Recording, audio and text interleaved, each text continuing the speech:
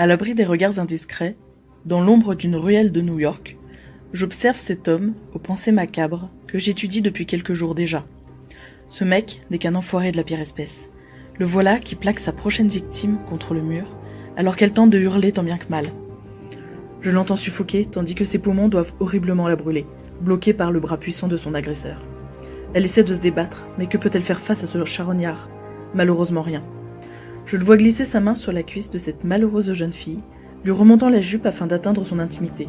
Pauvre enfant. Elle s'agite, tentant de se libérer tout en criant jusqu'à en perdre les cordes vocales. Il la fait taire, dans un geste rageur, en collant sa bouche sur la sienne avec force. Ah, elle a dû le faire mal, car je le vois reculer sous la douleur. Elle lui a sûrement mordu la langue, enfin une qui a du répondant. Mais pour combien de temps? Bien joué, ma petite, même si je doute fortement que ça puisse te sauver la vie. Il essuie furieusement de son bras le sang qui dégouline sur son menton. Elle s'apprête à courir pour échapper à son bourreau alors qu'il revient à la charge. Cette enflure vient de lui choper brutalement le poignet pour la coller de nouveau violemment contre cette paroi froide. Il empêche ainsi sa victime de s'enfuir. Seule la faible lueur d'un lampadaire éclaire cette altercation qui me permet de voir d'ici les larmes couler sur son visage. Je ne peux même pas imaginer la peur qu'elle doit ressentir en cet instant. Et vous pensez que quelqu'un viendrait la sauver? Que nenni! Personne n'intervient dans ce genre de situation sans avoir peur des représailles. Personne, à part moi, comme d'habitude.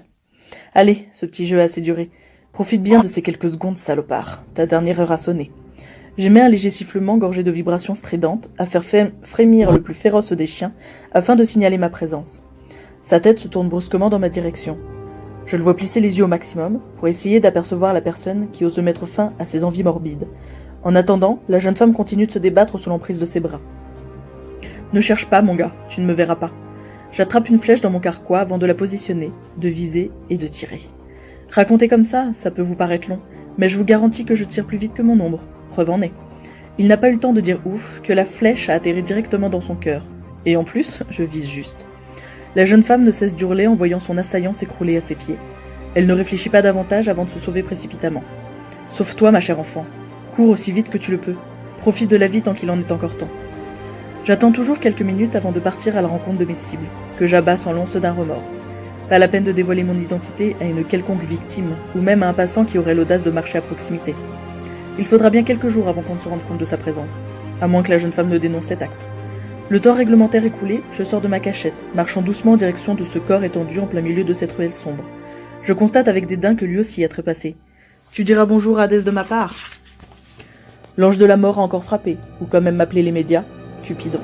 Bienvenue en enfer, cher connard.